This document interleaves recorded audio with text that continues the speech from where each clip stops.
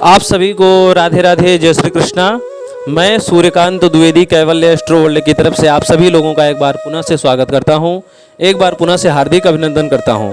ये जो मैं महामंत्र प्रयोग लेकर के आया हूं, यह मंत्र शायद ही किसी ने आज तक आपको दिया होगा, क्योंकि भूत प्रेत उतारने के या भूत प्रेत भगाने के बहुत सारे मंत्र हैं, हमारे चैनल पर भी हैं, अन्य चैनलों पर भी हैं, लेकिन भूत प्रेत को शमशान में कीलित करने का मंत्र ये अभी तक किसी ने नहीं दिया होगा। आप जाकर के सर्च कर लीजिए। भूत प्रेत आप उतार देते हैं, भूत प्रेत आप भगा देते हैं, लेकिन भूत प्रेत जब जहां आपने भगाया उधर ही तो रहेंगे, उसके शरीर पे नहीं आएंगे, लेकिन और किसी के शरीर पे तो जरूर आएंगे ना। उस रोगी को परेशान करना छोड़ देंगे, लेकिन अन्य किसी को पकड़ लेंगे, और जो शरीर अच्छा लगेगा उस एरिया में, उस क्षेत्र में या उसके परिवार में, और जो शरीर अच्छा लगेगा उसको वो सब पकड़ लेंगे। तो शमशान में कीलित यानी कि शक्ति आपने उतार दी और उसको शमशान में कीलित भी कर दें, तो इससे अच्छी कोई बात और नहीं, क्योंकि भूत प्रेतों का जो जगह होता है वो होता है शमशान। तो शमशान से ही वो सब आते हैं, शमशान से ही वो सब आकर के परेशान करते हैं, और अगर वो शमशान की चीज़ें शमशान में जाकर के कीलित हो जाएं तो कितनी अच्छी बात है। तो ये जो महामंत्र प्रयोग मैं लेकर के आया हूँ, ये इससे दो फायदे होंगे। सबसे पहला फ़ायदा ये होगा कि भूत प्रेत आपके उतर भी जाएंगे, और दूसरा फ़ायदा ये होगा कि भूत प्रेत आप उतार करके उनको शमशान में आप खुद ही उसको कीलित कर सकते हैं, यानी कि अब वो दोबारा शमशान के राजा की इजाज़त के बगैर वह आपको परेशान नहीं कर सकता है। और शमशान का कोई भी राजा होता है वो भूत प्रेतों को अनावश्यक छोड़ते नहीं हैं। वहाँ जाकर के वो कैद हो जाएगा, मतलब वहाँ जाकर के जैसे जेलर के अंदर सारे कैदी कैद रहते हैं, वैसे ही वो वहाँ जाकर के कैद हो जाएगा, जब मंत्रों के माध्यम से आप उसको कीलित कर देते हैं। और ये मंत्र जो है, इस मंत्र को जब आप ध्यान से देखेंगे तो शमशान के जो स्वामी होते हैं महादेव भूतनाथ, वो स्वयं उस शक्ति को ले जाकर के शमशान में कीलित करते हैं, और दोबारा वो वहाँ से वापस कभी नहीं आ पाता, जिसके कारण उस क्षेत्र के किसी भी व्यक्ति को या उस परिवार के किसी भी व्यक्ति को वो शक्ति दोबारा परेशान नहीं कर सकती, चाहे वो शक्ति छोटी से छोटी हो, चाहे वो शक्ति बड़ी से बड़ी हो। लेकिन इस मंत्र की एक शर्त है कि यह मंत्र स्वयं सिद्ध नहीं है, इसको सिद्ध करना पड़ेगा। और सिद्ध बहुत ज़्यादा इसको सिद्ध करने की ज़रूरत भी नहीं है, बहुत आसान सा प्रयोग है। ये सिद्ध तुरंत होता है और तुरंत इसका आप लोग लाभ ले सकते हैं। ये सिद्ध कब कब होता है मैं आपको बता दूं। होली, दीपावली, दशहरा, नवरात्रि, शिवरात्रि, या फिर गुप्त नवरात्रि, या फिर ये मंत्र मैं अभी आपको क्यों दे रहा हूँ, क्योंकि श्रावण मास चल रहा है, मंत्र महादेव का है, इसलिए श्रावण महीने के सोमवार के दिन, ठीक है, श्रावण महीने के सोमवार के दिन रात्रि को 8 बजे या 9 बजे के समय, ठीक है, रात्रि के 8 बजे या 9 बजे कुछ पूजन करना है, और कुछ पूजन की सामग्रियां आपको ले जानी है। तो आप या तो 8 बजे का समय फिक्स रखें सिद्ध करने के लिए, या फिर 9 बजे का समय रखें सिद्ध करने के लिए, ठीक है। जो सिद्धि का समय आप रखेंगे उससे आधे घंटे पहले पूजन आप शुरू करेंगे, यानी कि सिद्धि के समय आपका पूजन खत्म हो जाना चाहिए, ठीक है। तो सिद्धि कैसे, क्या क्या सामग्री आपको ले जानी है, मैं आपको वो बता देता हूँ, ठीक है। सबसे पहले तो आपको गंगा जल ले जाना है, गाय का दूध ले जाना है, गाय का कंडा ले जाना है, हवन सामग्री थोड़ी सी ले जानी है, यानी कि 250 ग्राम हवन सामग्री, जो सूखी हवन सामग्री होती है वो ले जाना है, ठीक है। उसमें थोड़ा सा सुगंधित इत्र भी मिला लेना है, चमेली का, ठीक है। हवन सामग्री में थोड़ा सा चमेली का इत्र और थोड़ा सा गाय का घी मिला लेना है, ठीक है। इसको बढ़िया हवन सामग्री बना लेना है। सफ़ेद वस्त्र हो गया, और भगवान भोले शंकर को वो मंदार का जो माला होता है वो ले जाना है।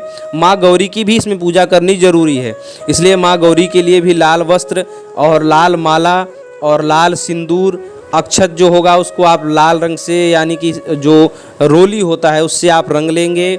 उसके बाद आप लोग माला हो ही गया, और धूप दीप अगरबत्ती ये तो ले ही जाते हैं हर लोग, कपूर ले जाना है आपको, और सबसे ज़रूरी जो वस्तु है वो है आपको नारियल। ये सारी चीज़ें आप लेकर के जाएंगे।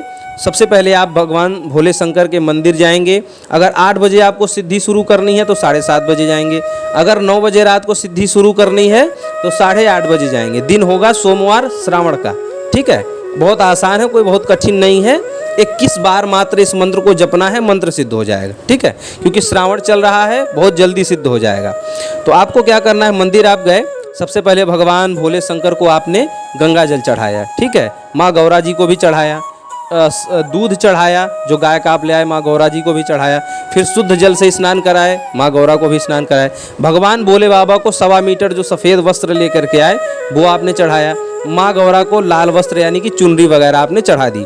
उसके बाद अक्षत चढ़ा दिए गौरा को और भगवान भोलेनाथ को अक्षत चढ़ा दिए। भगवान भोले शंकर को मदार की माला चढ़ा दी, माँ गौरा माता को लाल फूलों की माला चढ़ा दी या गेंदे की माला चढ़ा दी। उसके बाद आपने अगरबत्ती दिखाया 5 बाबा भोलेनाथ के लिए, 5 माँ गौरा के लिए, ठीक है। उसके बाद कपूर की आरती दोनों लोगों को एक साथ आपने दिखा दी। उसके बाद जो आप नारियल लेकर के गए हैं, नारियल, ठीक है, नारियल लेकर के गए हैं तो नारियल हाथ में लेना है। और जो मंत्र ये वीडियो के डिस्क्रिप्शन बॉक्स में जो मंत्र आप सिद्ध करने जा रहे हैं, मैंने वीडियो के डिस्क्रिप्शन बॉक्स में दे दिया है, वो मंत्र आपको बोलना है, पूरा मंत्र। वो मंत्र पूरा होने के बाद आपको बोलना है कि मेरा नाम ये है, मैं इनका पुत्र हूँ, यानी कि आपको स्वयं का नाम लेना है, अपने पिताजी का नाम लेना है और हे भगवान आपके श्री चरणों में मैं ये समर्पित करता हूँ, आप मुझे आशीर्वाद प्रदान करें कि यह मंत्र सिद्ध हो और इससे जनता का कल्याण हो। यह इतना शब्द बोल करके आपको वह नारियल भगवान भोलेनाथ के श्री चरणों में समर्पित कर देना है, ठीक है। इतना करके आप जो है आसन बिछाएंगे, रुद्राक्ष की माला होनी चाहिए। सामने जो है जो गाय का उपला यानी कि कंडा जो आप लेकर के गए हैं वो आप सामने जला लेंगे, प्रज्वलित कर लेंगे किसी बाल्टी में या किसी भी पात्र में जहां हवन या छोटी मोटी हवन की जो हवन कुंड आता है उसमें भी आप गाय का वो कंडा जला लेंगे। ध्यान रहे लकड़ी या कोयला नहीं, बस कंडा ही जलना चाहिए। और जो हवन सामग्री आपने चमेली का इत्र और शुद्ध देसी घी मिला करके हवन सामग्री बनाई है, एक बार मंत्र पढ़ना है, एक बार वो हवन सामग्री उस कंडे के ऊपर छोड़नी है, फिर दोबारा मंत्र पढ़ना है, फिर हवन सामग्री उस कंडे के ऊपर छोड़नी है। मंत्र सिद्ध हो जाएगा 21 बार में ही, 22 बार नहीं कहूँगा, 51 बार नहीं कहूँगा, मात्र 21 बार में वो मंत्र सिद्ध हो जाएगा।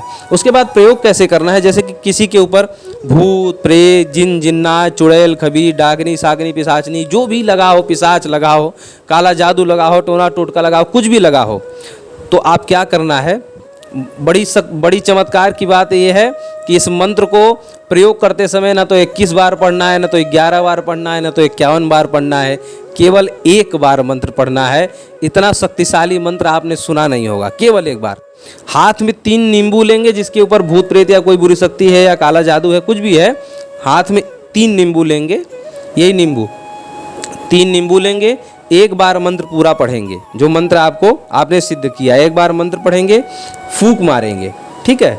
एक बार मंत्र पढ़ेंगे, तीनों नींबू के ऊपर 3 बार फूंक मारेंगे।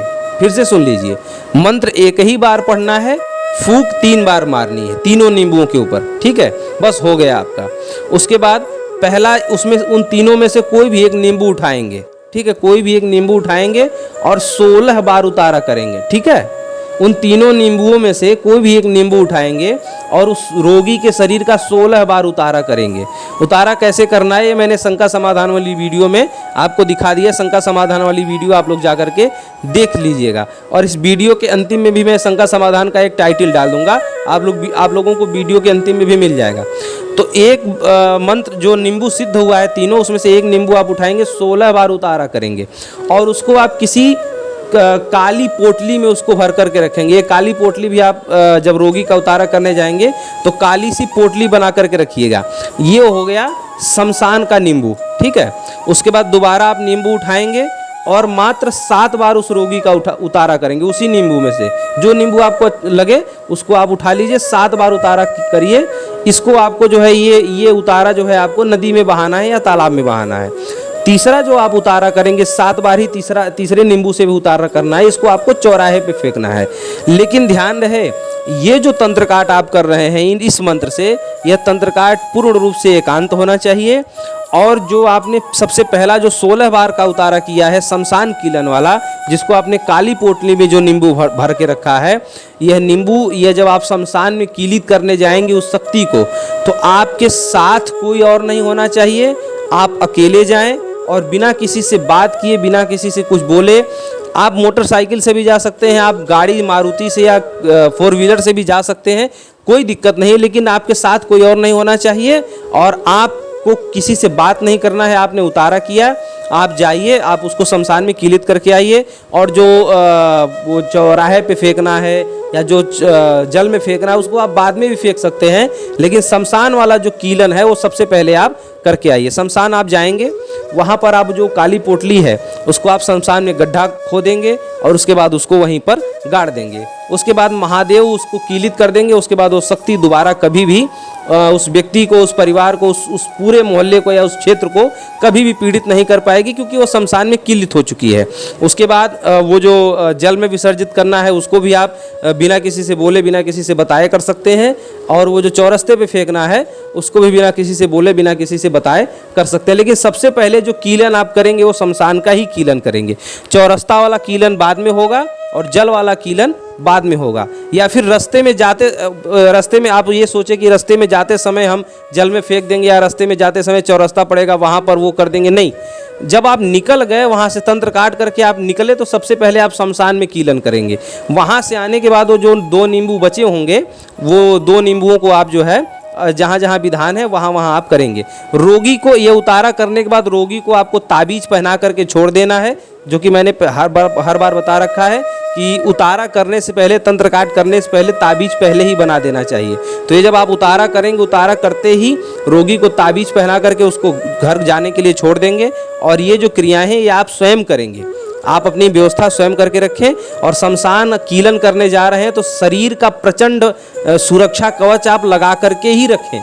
ये क्रिया करने से पहले शरीर का प्रचंड प्रबल सुरक्षा मेरे चैनल पर लगा हुआ है, चैनल पर हमारे डाला हुआ है। उसका भी मैं लिंक आपको वीडियो के इस अंत में, टाइटल में आप लोगों को एंड स्क्रीन पे आपको मिल जाएगा। आप लोग जा करके वहाँ से देख लीजिएगा, ठीक है। तो आशा और उम्मीद करता हूँ कि आप सभी लोगों को ये वीडियो पसंद आएगा, आप लोगों को बहुत काम देगा। तो आप सभी लोगों को राधे राधे, जय श्री कृष्ण।